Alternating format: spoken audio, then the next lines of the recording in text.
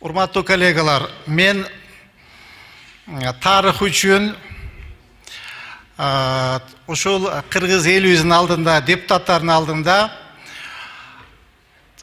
айрым биздин коллегаларыбыз маалыматты бурмалабай, так, ачык айтсын деген тилегимди айткым келет. Комитеттин жыйынында урматтуу биздин коллегабыз массалык камоолор абдан урой болду. Кыргызстандын тарыхында мындай болгон жок деп жалган, жала маалымат таратты. Урматтуу коллегалар, эсиңиздерге салып коеюн. 8-9 августта 2019 жылы Сооронбай Жээнбеков президент мезгилинде кандоосун мурдагы президентти Алмаз Атамбаевди алып келип камабады беле?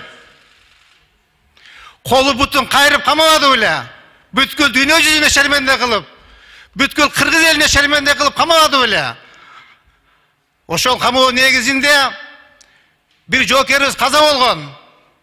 Чүй областынын ички иштер башкармалыгынын башчысы Самат Курманкулов деген полковнигибиз майып болду. Азыр мына коляскада отурат. Ал эмне бул, тарых эмеспи? Анда орой болгон эмеспи? Урматтуу коллегалар, мен ошол коллегабызга айтат элем.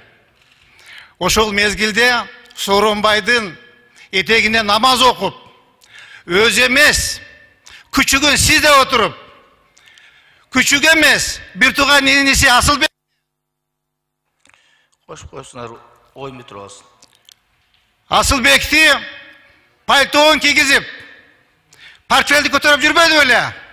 Ошондо ошол коллегабыз тышкы иштер министри болчу. Эгер герой болсо, патриот болсо, ошондо айтпайт беле? Урой болду камоолор деп. Урматтуу коллегалар, ушул жагын бир аз калыс карасак. Рахмат чоң.